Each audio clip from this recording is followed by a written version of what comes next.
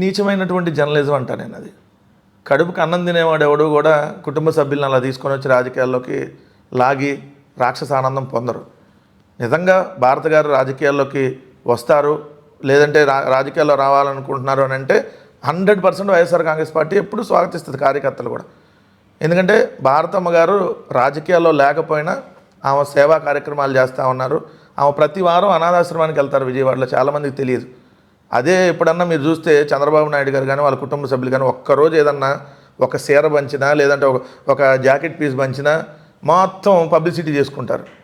కానీ ఒక అనాథాశ్రమానికి ప్రతి వారంలో ఒక రోజు వెళ్ళి అక్కడ మార్నింగ్ నుంచి ఈవినింగ్ దాకా పిల్లలతో స్పెండ్ చేసి వాళ్ళకి ఏం కావాలన్నా చూడటము, అదేవిధంగా ఒక స్కూల్ అక్కడ వెంకటప్ప మెమోరియల్ స్కూల్ని ఈరోజు నడుపుతూ అనేక మంది విద్యార్థులను ఈరోజు తీర్చిదిద్దుతూ అనేక సేవా కార్యక్రమాల ద్వారా ఎక్కడ పబ్లిసిటీ లేకుండా మామూలుగా మనం ఈరోజు 1000 రూపాయలు పంచితే 1000 ఫోటోలు పెడతారు. కానీ ఈరోజు కోట్లాది రూపాయలు సేవా కార్యక్రమాలకు వినియోగిస్తున్న ఎక్కడన్నా భారతమ్మ గారు ఒక ఫోటో మీకు ఇదిగోండి ఒక పేపర్లో కానీ ఎక్కడన్నా వేయించుకుంటారో వద్దంటారు. సో పబ్లిసిటీకి దూరంగా ఉంటారు.